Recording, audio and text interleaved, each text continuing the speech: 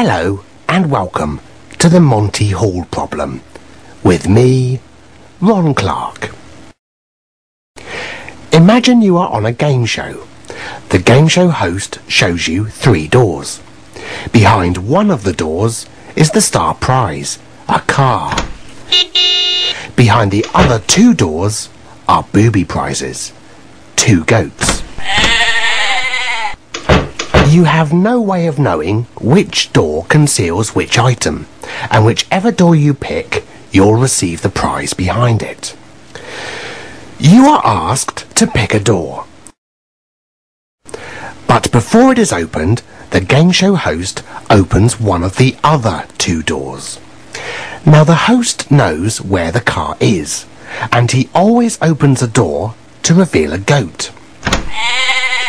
You are then asked whether you'd like to swap your chosen door for the one remaining closed door. The question is, should you swap? Should you stick with your original choice? Or does it make no difference what you do? Which would give you the greatest chance of winning the car? I'll give you 10 seconds to think about it.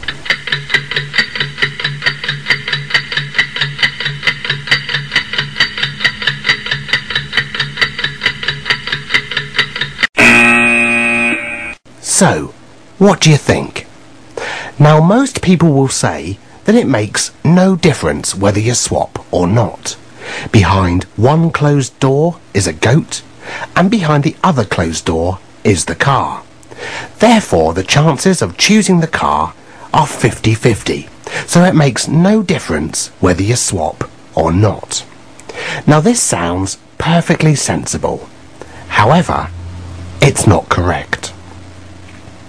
The Monty Hall problem is a puzzle about probability. The problem is simple to understand, but the answer is counterintuitive. So what should you do? The answer is you should always swap, as this gives twice the chance of winning the car. Why? Well, there are many different ways to explain why, but perhaps the easiest is to examine what your chances of winning the car are for the 2 strategies, swapping and not swapping.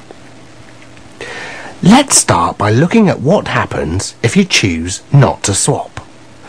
At the start of the game, you are asked to pick a door. Since there are 3 doors and only one hides the car, the probability of you picking the car is 1 in 3, or about 33%. And since there are 2 goats, the probability of you picking a goat is 2 in 3, or about 66%. Now, if you don't swap your door, it doesn't matter which other goat door the host opens, because you are sticking with your first choice, and the chance that you've already picked the car is 33%, and the chance that you've already picked a goat is 66%. So by not swapping, you have a 33% chance of winning the car and a 66% chance of winning a goat. Now, let's look at the consequences of swapping. Let's consider what happens if, by luck, you pick the car first time, a 33% chance. It's obvious that if you pick the car on your first go and then swap, you are going to end up with a goat. So if you swap, you're going to win a goat at least 33% of the time. What about if you pick a goat first time? Well, here is the crux of the problem.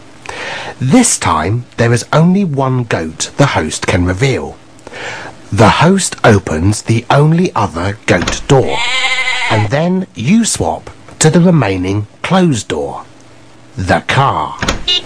In fact, every time you pick a goat door first time and then swap, you will win the car. And the chances of you picking a goat first time are 66%. So by swapping, you have a 33% chance of winning a goat by picking the car first time, and a 66% chance of winning the car by picking a goat first time. So, you should always swap to the remaining door. Why? Because if you do, you'll have a 66% chance of winning the car, and only a 33% chance if you don't. And that is double the chance. I hope this explanation makes sense, and that you can see the truth behind the Monty Hall problem. The only remaining question is, do you actually want to win a car? Or would you rather win a goat?